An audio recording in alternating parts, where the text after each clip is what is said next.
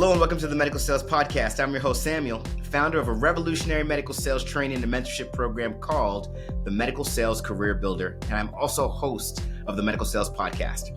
In this podcast, I interview top medical sales reps and leading medical sales executives across the entire world. It doesn't matter what medical sales industry, from medical device to pharmaceutical to genetic testing and diagnostic lab, you name it, you will learn how to either break into the industry, be a top 10% performer within your role, or climb the corporate ladder. Welcome to the Medical Sales Podcast. And remember, I am a medical sales expert sharing my own opinion about this amazing industry and how it can change your life.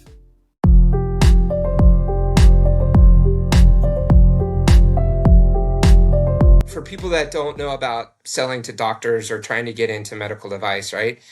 The days of features and benefits sales are over. You really got to come in and drive and drill into that value prop of what you're doing to help either increase workflow. Am I reducing cost? Am I improving patient care? Whatever it is, I got to come in and help the sales team come up with a message and do it.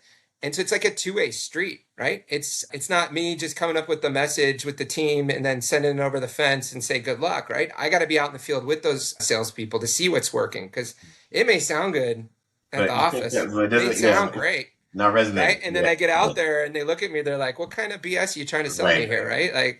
So come on. Let's qualify that a little better, though, because I hear that a lot. I know that. I know exactly what you're talking about. But again, I want to do it for the audience. So you said that the days of features and benefits selling are over. And now it's much more about what is me as the customer, what is the specific value proposition you're trying to help me see. Qualify that a little bit more. Give us a little bit more example of how it's changed. So the big shift that's happened in healthcare kind of happened around 2008, 2009, right? If we're going to go back in the day, right? Prior to then, money was very plentiful in the healthcare industry. There was money everywhere, right? You could walk in as a sales rep, say, I've got the new greatest feature. It's got this laser, it's got this HD or whatever it is, and they would sign up for it, right? Sure. After that, money dried up. People realized, man, we're just pumping money into this healthcare and it's not getting us any returns. It's not working how we want. We're losing money, and they started looking at that. Plus, at the same time, a lot of these docs used to be kind of sole proprietors, and now they've kind of shifted away to where they're actually employees of the hospital. So instead of the docs being the ones that are making the decisions now, 9 times out of 10, you go in and you're bringing a product in there that's over $5,000, let's say, it's going to go to an executive committee to approve. The doc can't make a decision on that, right? And so you've got to be able to convince the doc that they want to do it. And then you got to give the doc data, information, whatever it is, so that they can present it to the committee, because they don't want us presenting it. They want the doc to talk about, why is this so important and why do I have to do this? And these committees' goals are all about putting you into a box, right?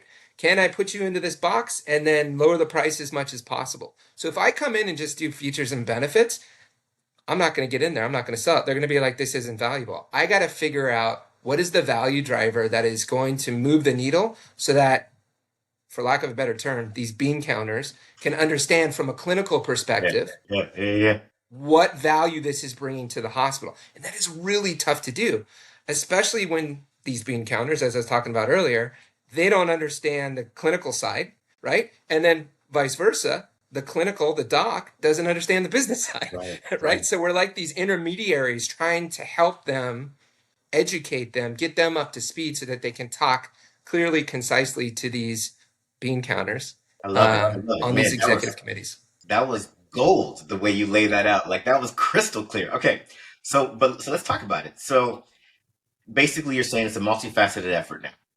And you have to hit at all these channels to even get a seat at the table. Give us, walk us through how your company makes that happen.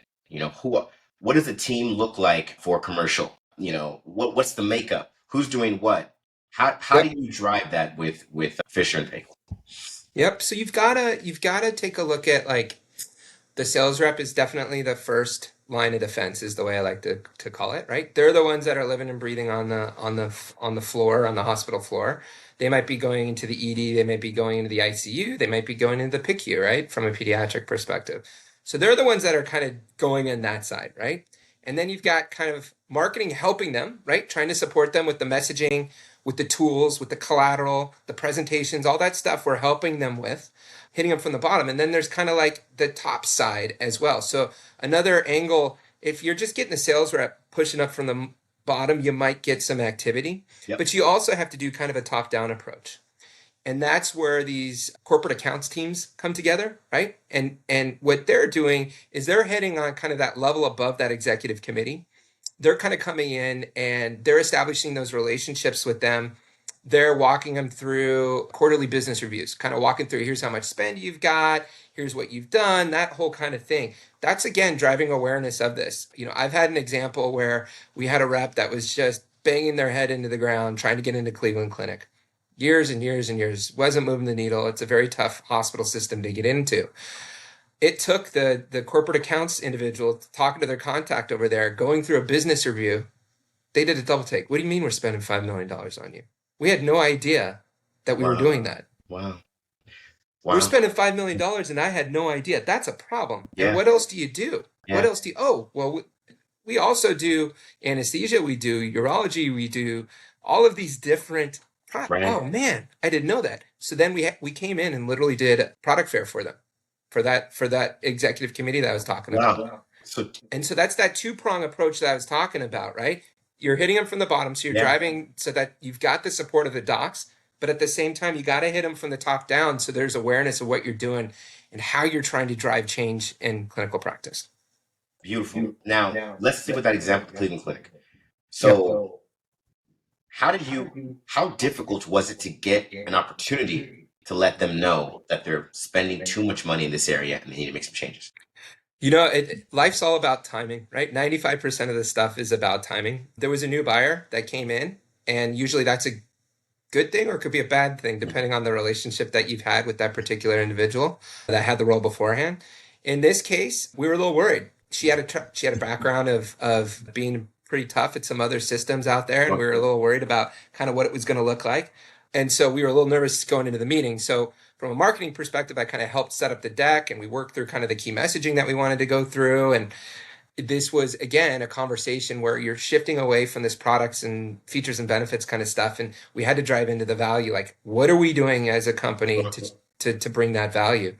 Came in, gave that presentation. It was literally a half an hour. And I think, like I said, the jaw dropped on like $5 million. We had no idea.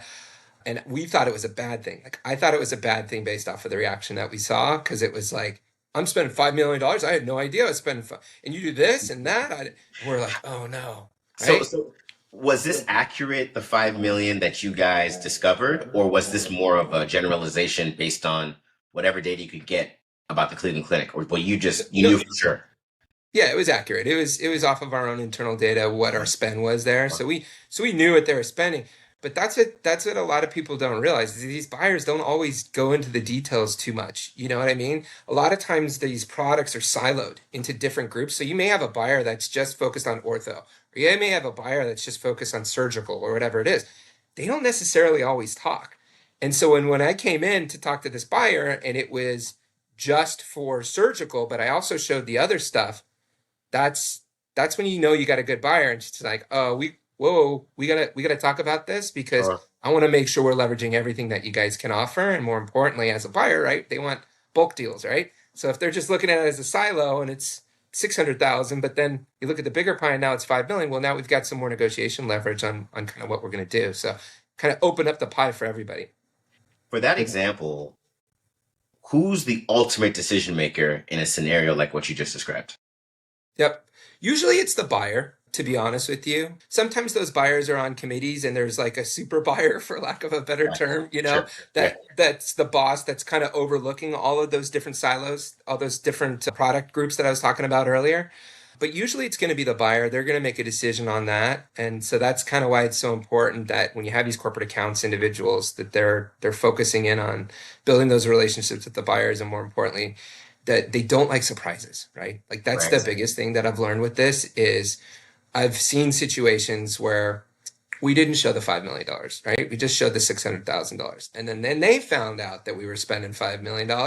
That didn't go as well. That was not a good. So I think Yeah. being as Yeah. clairvoyant, being as upfront as you can be with these buyers and Yeah. just walking them through it, I think is the best way to approach it. Yeah, it makes all the difference. Okay, so then now we can kind of really see the difference between selling some of the features and benefits and getting to the heart of an issue and letting them know that, hey, we're here to save your issue. When you normally get the attention of a buyer with any potential customer, is it easy to close when you show them what you showed something like the Cleveland Clinic? I guess what I want to know is the challenge trying to get the time to show Cleveland Clinic what you showed them, or is the challenge still delivering the proposition that's going to be enough urgency for them to want to take action? So you hit the nail on the head, man. So it's like getting that meeting, like you said, like you were teeing up a little earlier. That's That's the challenge. that's a good big hard part of that, right? If they don't see any value, they're not going to take the time to meet with you, and then all right, then it's falling on deaf ears, and we're not doing it. But then the flip side's going to be all right, cool. I get that meeting, marketing and sales. We all put this deal together. We put this deck together, and I've presented it before, and it falls on deaf ears. They're like, we don't. I'll just use an example, right? We don't have leak rates here. We don't have any leaks when we do our anastomosis. So why are you talking to me about a product that's going to reduce my leak rates? You don't know anything. Sure. We left that meeting feeling like the dumbest people in the world. So you know what we did? Right? What is marketing supposed to do? Marketing's supposed to go back and look at the data, right? Help with the data. We went back, we got an agreement with Definitive and started diving into these accounts. So if we're going to come in and present this value differentiator that I'm talking about, we better know for sure that they got leaks at these hospitals, right? Otherwise, I'm talking on deaf ears. I mean, I didn't expect the buyer to know that, right? It just so happened that this buyer had a surgical or a clinical background and knew kind of a little bit about that and was like, no, that ain't Yeah. moving the needle. I'm not spending $120,000 for that tower, for example, right? Like, Wow. so I would say it can kind of go both ways, right? And especially with a system, right? Like you've got all these systems where you've got one hospital where you could get in, you can have this conversation with the buyer there.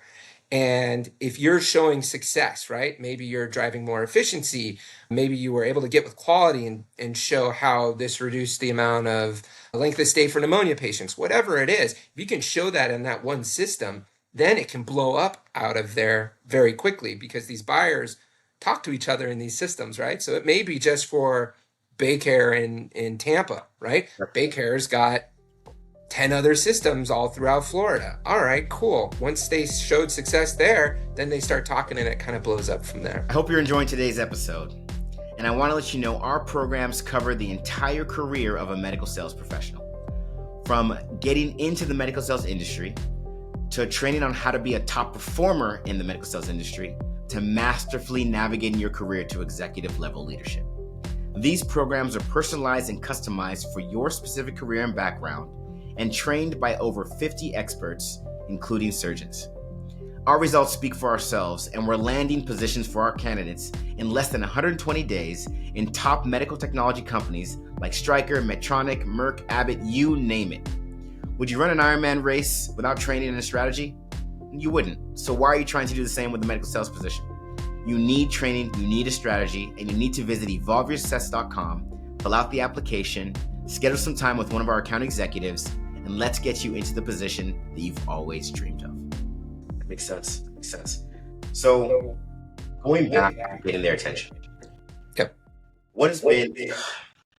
How has things changed and first of all, say if things haven't or have not changed. How have things changed pre and post COVID when it comes to securing that meeting to make the case? Yeah, they don't want to see us. They've never wanted to, right? Like they've never wanted. They never did, but I think, it's kind of like you hear Amazon's going back to the office full time, right? And everybody doesn't want to go back to the office. It's the same kind of scenario here, right? Like they have their businesses. They used to, I would say pre-COVID, you used to see where you had buyers more aligned by product groups, right? Yeah. So you had a buyer that was in charge of GYN, ortho, surgical, video, like a bunch of them. And kind of post-COVID, coming out of that, these hospitals had to tighten up belts and stuff. Now a lot of these buyers are managing multiple categories. So they just don't have time. I mean, it's hard, right? It's hard. Thousands and thousands of SKUs that they got to manage, right? And I'm just one One little one one piece of guy that, trying to right? get Trying to his get voice that heard. mind Yeah, share, yeah, yeah, trying to yeah. get that mind share. So from a marketing perspective, one of the biggest things that I've realized that has been super helpful is just putting together a little one pager to Okay. help leave behind. And I call it a value analysis brief. And why has this been so successful? A lot of times we'll go in, we'll talk to them, they'll look at you, maybe they're picking up 5% of what I'm putting down, and then you leave, right? And then what happens? Well, I have a cool little value analysis brief that I'll leave behind that just highlights the top 3 things related to what we talked about. Here's how it's going to move the needle for your hospital. And more importantly, this is how it's going to save you money or whatever it is, right? In the long run, this is what it's going to do. They look at that. That stays on their table. It's Right. kind of old school. I know we kicked this off with talking about digital, and there's definitely a part for digital. But again, having it on just like one page, the rep can go in and talk to it. It can be a leave behind so that they can talk through it. Yeah, there's a concern that a competitor will pick it up and you're like, I'm giving out my secret sauce here. Well, it's not so secret. This is what we're trying to do, and this is how we're going to save you money. Let's get on board. And so we've seen a lot of success by doing that and keeping it top of mind and having a cool breakout. Also done some cool little boxes, where you stuff in, if it's a consumable, you make a little box, it costs about 20-30 bucks, and you leave it behind, and you open it up and there's the product and maybe a couple of those value analysis briefs and things. I've gone back to hospitals like 4 or 5 years later. They still have that box on their desk, right? So little things like that, that's what you got to do, right? To think about how you're going to increase that mind share, how you're going to make sure they remember it, is coming in and giving something that's going to make you stand apart, right? Just like everything in life. But it's driving that insight so that they really care. I'm not just coming in and just saying, our product's going to save you thousands of dollars. It's like, look, I looked at your data. You got some pretty high leak rates over the last 3 years. I think this product can make a difference. Let me walk you through that. That's a much better conversation than just coming in, oh, I can eliminate your leak rates here, right? That doesn't move the needle. But if you No, come in no, with that that's insight, it yeah, makes a big difference. that's well said. Okay. So then what you basically shared is that your customers are looking for you. Like they're trying to find a meeting with you because your sales rep has left this incredibly insightful lead behind that's garnered some interest, and now they're like, let's have a meeting, TJ. Let's get together. That's how it's been going. Yep. Okay. It can be. And it's also, again, it is not just the rep chirping in, it's also the clinical side, right? So if Okay. it's just the rep getting this meeting and they're driving it, I'd say your hit rate's going to be 20% if you're Oh, lucky, okay. maybe lower. You're You talking need about to like have the medical science clinical liaisons? support. Or? And then this is where the magic happens. And Okay. this is where it's the hard part, right? Every hospital is different, right? I've tried to replicate the success that I've seen in Baycare, I've seen Sure. at Cleveland Clinic, Sure. and it doesn't work. It's not turnkey, right? Sometimes you'll go into a hospital and you run into this individual that's worked there for 35 years. They're retiring in a year and they don't care. They're not changing anything, right? It happens, right? Yeah, yeah, yeah, yeah. So does that mean it's not going to happen? No, that just means you got to find another champion at the hospital can do that. Right. And it could be anybody. I've seen a nurse do it. I've seen a medical director do it, be super helpful. Usually ED docs won't do it because they're so busy. So don't waste your time there. Level up a little bit and go to the medical director, try to Who find from them. your company is the person doing, not the sales rep? Who from your company Sales is rep. making? Oh, Sales it's rep's still the doing sales that. rep. Okay. Yeah, still the sales rep. Because they're, again, right? Like I'm giving them the collateral and they're going out there, but they still got to find that person in the hospital that's going to move the needle, right? Quality is another big one. Like I did not think quality was going to be the one that was going to push this deal across the finish line. Yeah. And sure enough, it did. Yeah. Because what they were trying to do is to reduce the length of stay for pneumonia patients. I was just sitting there talking about the initiative that we were trying to do in the Sure. ED. Sure. And the quality person overheard it. She's like, wait a minute, could this work for, do you have anything that shows how this could length of stay for pneumonia patients? And we're like, yeah, no problem.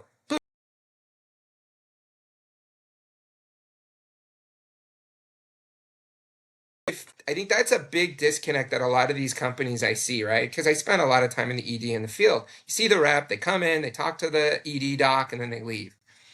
One of the best advice I got from a sales rep in Chicago, I was doing a ride along with him, and we came into the office or into the hospital in the back, parked on the back. Went through the hospital, did our stuff, blah, blah, blah, blah, blah. And if you know how hospitals are, right? They're like Yep. mazes, man. You get Yep. lost all the time. So we All the went time. out like the front. We went out the front, Right. Right. right? And I'm like, why did we go out the front? Did you get lost? He's like, no, TJ. You never know who you're going to run into in a hospital. And if I go in and out the same place that I came in and came out, I ain't going to run into anybody different. So I always Wow. make sure that I come into one end and go out the other. Next hospital we went to, we ran into the doc that he's been trying to get in front of for Wow. 3 months, right? Little things like that is what I'm noticing that are making the difference. Is like you gotta try to spread the awareness of your product, not just to the buyer or just to that one person, to that one doc. You gotta get a lot of people on board because you just don't know who that Right. champion's gonna be. These days, everyone is making the decision. Everyone is making the decision. It's That a is total fantastic. consensus, right? These Yeah. committees that I was Yeah. talking about, Yeah. it could be a nurse on that committee, it could be a doc on that committee, it could be a bean counter on these committees. They're making decisions about this. How are you making sure that your product's at the top of mind when they're going through it? When did you have this experience with this rep? Oh, this is like 5 or 6 years ago. Where is this rep now? Oh, he's still there. Still there. Okay. He's successful, kicking Okay. butt, taking Okay. names. Like, Hey, I it love is the what guy. it is. It is what Absolutely it is. fantastic. That's awesome. Okay, Yeah. so let me get this straight then. It sounds like you're still saying that well, correct me if I'm wrong, but the majority Yep. of your marketing efforts are field-based movements, meaning you're utilizing the sales team to get the right lead behind in front of the right person, to find who that right person is, and to pretty much put together the team of right people that you can get into a conversation with to leverage whatever and close a deal. That's what's I mean, going on. I would say that's about half, right? Okay, so That's about 50%. half. What makes up the other 50%, 50%? that would be about 50%. The Okay. other 50% is that kind of demand generation, that stuff that I was talking about earlier. So shows, right? People are coming back to conventions now. That wasn't happening for a while. Right. However, it's completely different. You asked post COVID, right? It's completely different now than it was before COVID, Okay. right? Before COVID, you'd set up a booth. People would come to the booth. Maybe you'll have a KOL giving a quick speech, and then the traffic at the booth was a lot more. I just have not seen it come back at all. Wow. Our traffic in our booths have plummeted. I'm talking like we're spending, $200,000-$300,000, and I've got 20 leads. Wow. Like what? So that's a big problem from a society perspective. Yeah. But then that also puts the onus on me as a marketer on figuring out how do I drive traffic to the booth, because otherwise we're not getting leads. So when So you some of that, hold go that ahead. thought, don't forget what you were going to say. But when you say drive traffic to the booth, you're talking about getting more people to show up at the convention period, or you're talking about whatever traffic exists, getting them to go to your booth. The latter, right? So getting them that are there to come to the booth. There are so many, again, kind of like the same problem that we're experiencing with the field is like there's so much noise and so many people trying to get your mind share. Yeah. The same thing's happening at these things. How do I give them a reason to come to the booth, right? Yeah. How do I give them a reason to want to go to the booth? Yeah. And what does that look like? And what are some of the things that I've had success with? So some of the things I've had success with from a marketing perspective, we've put some they weren't invisible, but like invisible steps that you had to do to get to the booth. We put it in a backdrop, right? So everybody got a backdrop. In there, I had these glasses that could only see this little path that guided them to the booth, and we had a cool Tell me little that thing like works. that. It totally worked. That was a great one, right? That was awesome. Where did that idea come from? We did one earlier where we sent them 3D glasses to come experience 3D, and I said, "Whoa, wouldn't it be cool as if we could?" And that worked great. I'm like, "Wouldn't it be great if we could just put these little stickers on the ground that provide a path to our booth?" Wow. And then we worked with the society, and they did that. It wasn't cheap, but I think it worked. It was really cool. Yeah. You'd see people walking around with the glasses on and stuff like that. So that was a fun one. Having a I learned very quickly having, coffee on the booth is great, but didn't move the needle. It didn't drive people to the booth. And half the time it was other vendors Yeah. coming over to get Everybody, some free coffee anyway. All these other So, reps just coagulating so around your that booth, didn't like work. blocking doctors. That makes a lot of That sense. didn't work. But what did work is finding those champions. Remember I talked about those champions, Yeah. A lot of times these champions aren't necessarily docs, right? They could be an RT, they could be a nurse, they could Right. be a nurse educator, whatever Right. it is. They're not used to spending time at these booths. So What if you could get one of them up there just to have a quick talk about the success that they had at their hospital because of the product, and what did that look like, and how did that move the needle for them? That's worked really well in driving people to the booth. Having a lunch or a dinner kind of symposium kind of thing where people go to, and then you got to go to the booth to check this box kind of thing, and you work with the societies on having little stamp cards or things like that. Those are the little things. But the end of the day is you got to hit them. You got to get them, make sure that the sales reps are active in the field and doing that. But as a marketer, I got to make sure that they're getting leads, right? I hope you enjoyed today's episode. And remember, I have a customized and personalized program that gets you into the medical technology industry as a sales professional, or any type of role for that matter. Become a top performer in your position and masterfully navigate your career to executive level leadership. Check out these programs and learn more at evolvesuccess.com by visiting our site, filling out an application, schedule some time with one of our account executives, and allowing us to get you where you need to be. Stay tuned for more awesome content with amazing interviews on the Medical Sales Podcast.